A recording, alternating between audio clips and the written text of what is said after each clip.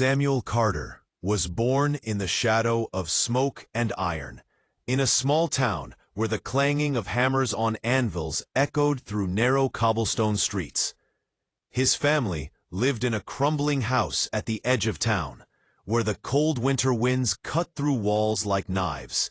His mother worked tirelessly, mending clothes for merchants, while his father had died in a mine accident before Samuel could even remember his face. Hunger was constant, and survival was an unrelenting teacher. From his earliest days, Samuel was drawn to the blacksmith's forge. He would watch the apprentices work, their arms swinging hammers over glowing metal, sparks dancing like fireflies. He noticed the rhythm, the patience, the precise timing needed to shape iron. Many of the apprentices were rough and impatient, and their work often bore the scars of haste. Yet the master blacksmith, old Tobias Fletcher, moved with calm authority, shaping molten metal with unwavering focus. Samuel understood instinctively that skill was more than strength. It was discipline, observation, and patience. At the age of 8, Samuel began running errands for Fletcher's workshop. He fetched water for the forge, carried coal, and swept the floor. He watched the apprentices' mistakes and successes alike, learning silently. Fletcher took notice of the boy's keen eyes and quiet determination. "Strength alone does not make a blacksmith," he told Samuel one evening.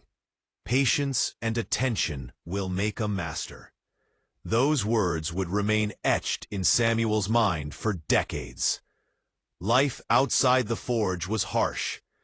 Samuel's clothes were always patched, his shoes often without soles, and he endured hunger more often than not.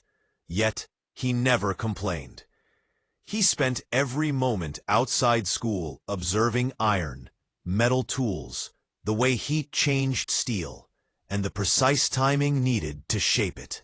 He noticed which tools merchants preferred and which designs endured through time. These observations would later guide him when he opened his own workshop. By the time Samuel was 12, he was allowed to handle the hammer under Fletcher's supervision. His arms ached constantly, his hands blistered and blackened with soot, but he worked diligently, correcting mistakes slowly and carefully. Each successful strike of the hammer brought a sense of quiet pride. Fletcher's lessons were harsh but invaluable. A blacksmith who rushes will see his work fail, and so will his reputation. Samuel listened, memorized, and practiced, often staying late after everyone else had gone home. The years tested Samuel relentlessly. One winter, a fire broke out in the workshop, consuming half of Fletcher's stock. Samuel worked day and night to save tools and salvage materials, earning Fletcher's trust. Later, rival blacksmiths tried to undercut their prices, selling shoddy work to desperate villagers. Samuel learned the importance of reputation and integrity. Fletcher would not compromise quality, and Samuel observed that the men who chased profit quickly often went bankrupt, while careful, honest craftsmen endured. At 17, Fletcher allowed Samuel to manage small commissions on his own. He crafted horseshoes, nails, farming tools, and small household items. The first year was brutal. A batch of improperly tempered iron warped, and Samuel faced Fletcher's disappointment. But instead of giving up, he studied the problem, experimented with heat, and slowly mastered the technique. Each failure became a lesson, and each success a brick in the foundation of his skill and confidence. By 20, Samuel had saved enough to rent a small forge of his own. It was old, its roof leaking, and the walls scarred by years of soot and smoke. Many in town doubted he could make it. Yet Samuel was cautious. He took small orders, never promising more than he could deliver, and focused on quality rather than quantity. His early years were filled with struggle. Winters were bitter, clients delayed payment, and materials were costly. But he endured.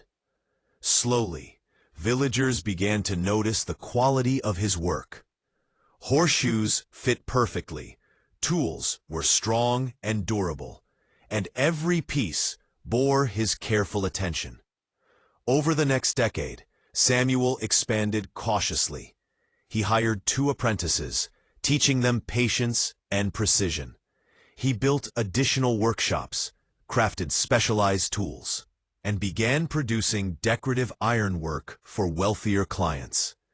Each expansion brought new challenges, rivalries, fluctuating prices, and unexpected accidents. One summer, a flood destroyed part of his workshop. Another year, a shipment of iron from a neighboring town was delayed for months. Yet Samuel's discipline and integrity carried him through each crisis. His reputation spread across the region. Merchants, farmers, and even town officials sought his services. Samuel never compromised on quality or honesty.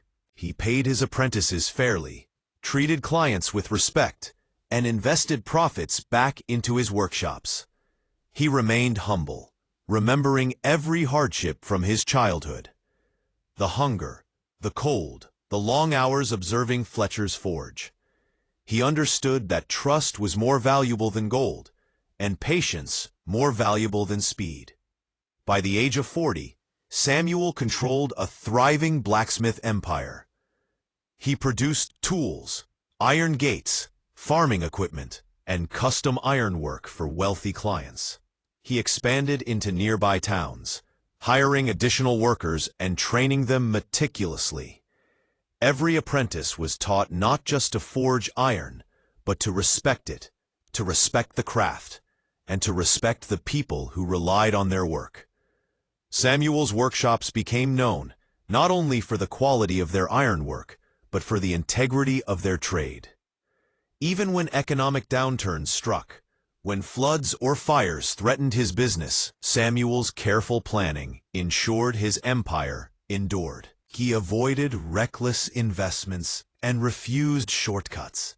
Rivals tried to imitate his designs and undercut prices, but Samuel's reputation was untouchable. Villagers and merchants trusted him because he had earned that trust through decades of perseverance. Samuel never celebrated wealth with extravagance. He lived simply, walking his workshops daily, observing the work, mentoring apprentices, and remembering the boy who once fetched water and coal. He invested in the future, new forges, improved techniques, and the next generation of blacksmiths. By teaching others patience, discipline, and integrity, he ensured that his legacy would endure beyond his lifetime. As Samuel grew old, he reflected on his journey. From a hungry, ragged boy fascinated by the forge, he had become a master craftsman and a respected entrepreneur. His life was a testament to the power of patience, discipline, and unwavering integrity. He had risen from poverty to prosperity, not through luck, shortcuts, or deceit, but through hard work, careful planning, and an unyielding commitment to his craft. And for anyone who listened to this story, the lesson was clear. Wealth built on trust, skill, and perseverance lasts longer than fleeting riches earned through greed. True success comes not to those who rush or take shortcuts, but to those who endure, respect their craft, and persist even when every challenge seems insurmountable. If you want Larson-inspired motivational stories like this, don't forget to subscribe to my channel.